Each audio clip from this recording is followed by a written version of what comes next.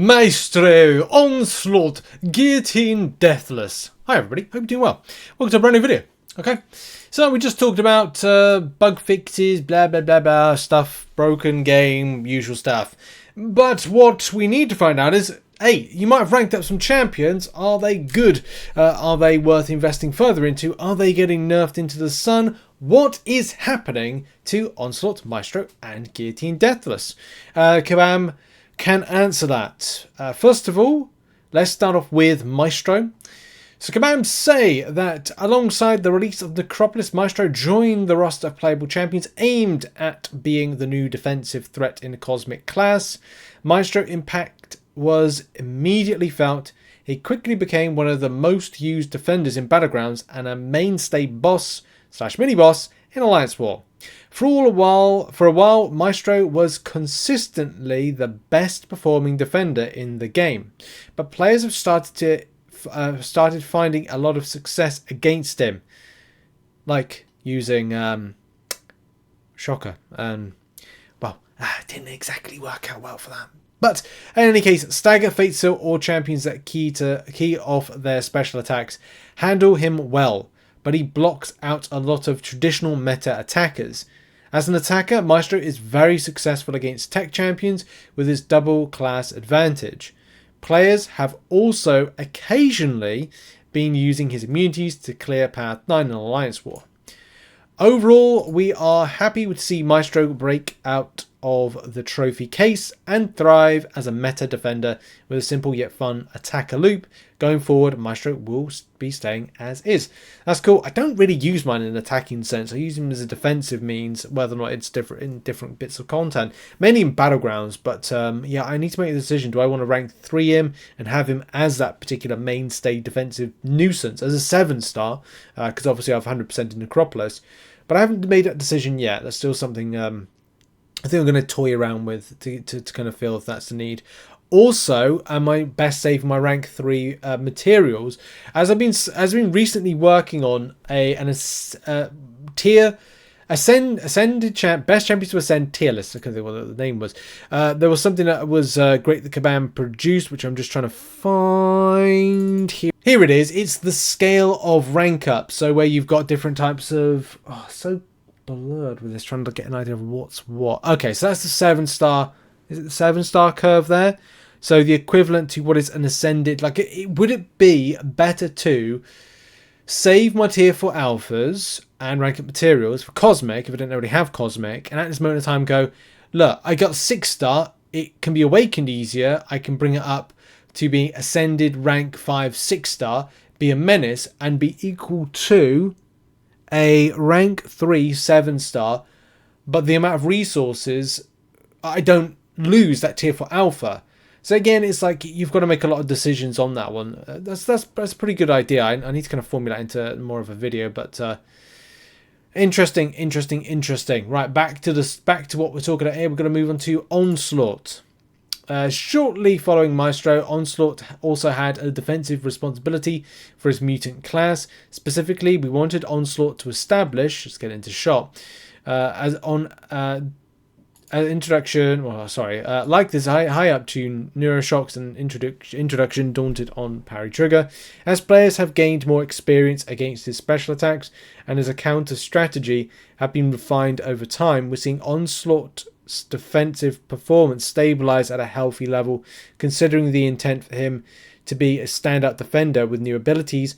With so many defensive abilities in play, we look forward to releasing counters in the future that allow you to attack Onslaught through fun gameplay loops.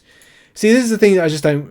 I'm not saying I don't get, because it's like, it's a thing that Kabam are known for. They release troublesome defenders and then go, oh no, this is a problem. But they already have in mind like counters to them that are on release. Good example, Bullseye is annoying. What's just been created? Yeah, Negasonic Teenage Warhead. So it gives you an idea that Kabam do plan to counter these champions. Or it's like they throw... It's Kabam a lot of the time. I have, as I've said in the past, I liken them to a fart in a room.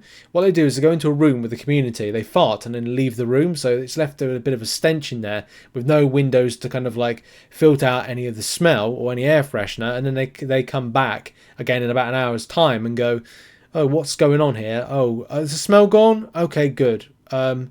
Should we carry on? And then the cycle repeats. It's a bit of a crude way to kind of describe it, but it is a way to describe the situation when it comes to stuff like this.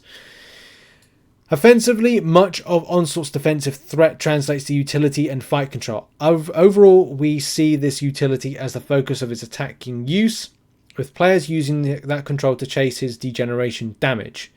I'd love to get this champion. I'm hunting for this in my big 7-star opening, which is up to 17 crystals, I think, at the moment. 17 7-stars. I want to, with the Titan crystals, target him. I really would. We're especially happy to see that, and also with the Selector, see that the control granted by his utility is enabling his offensive loop rather than making his offense loop too overbearing and consistent. High damage champions like Storm and Sunspot are still outputting more damage across the game, while Onslaught is finding new attacker usage, like against debuff immune defenders in Alliance War. For all these reasons, Onslaught has landed healthily and we will receive no changes. I don't know, I think defensively something might have had... So Kabam's idea to fix a problem defensively is to just throw more champions. So it's kind of like saying, like, well, let's throw more money. Let people throw them more money to get the instant access to better counter-based champions. And look, I'm sure someone will disagree with that one. Because yes, down the line you'll be able to grab features as players. I will as well go, right, well, I'll wait until these new champions and their features come out and I can get it for free. Of course. You know, as a non-spending player, you have to look to where the angles to get it. But look, I suppose it is what it is with that one. And then on to Guillotine Deathless. The contest versus playable champion from Deathless collection was a light callback to Guillotine's original kit. I do like the champion.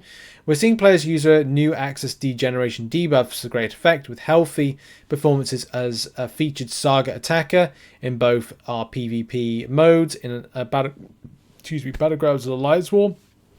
Since her target was an easy to play dot-based attacker, we're happy to see how she landed and will not be making any changes. Keep an eye out for incoming synergies from her future Deathless counterparts. Yeah, okay, I guess that's fine. So here's the coverage. Nothing's changed. Nothing's changing, except for Onslaught, difficult defender. Option to kind of like ramp down the defensive nature, or kind of change the defensive aspect of it. Now we're just going to throw new champions at it. That's the new thing.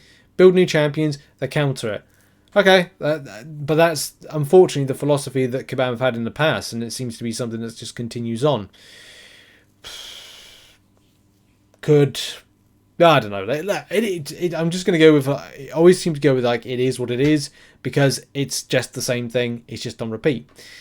Yeah, and I like Guillotine. I like all these champions. I just would really like to get an Onslaught, and I don't really use Maestro in offense. Should I use him from a front end of attack? Maybe, but there's so many champions I should be using.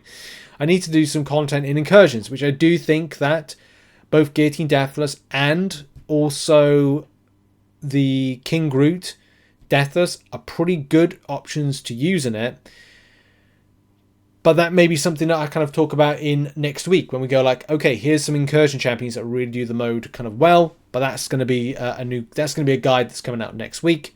And yeah, strange as well. Like high damage champions like Storm and Sunspot are still outperforming. Do I have I need to get a Sunspot 7-star, but I thought to myself I've got a 7-star Storm. That's gonna bug me now. I'm gonna have to double check that I've got. Yes, I do have a 7-star Storm. I think I might rank to her, but I'm waiting for this big 7-star opening to make those decisions. But yeah, that's going to be the video. Thank you very much for watching. What are your thoughts on some of these champions? Do you think some of these should have been nerfed? Some of them should have been buffed? Some of them should have been, well, yeah, don't know, something like that. Thoughts in the comments. Check out some other content located on screen. And I'll see you all in the next video, whatever that will be about.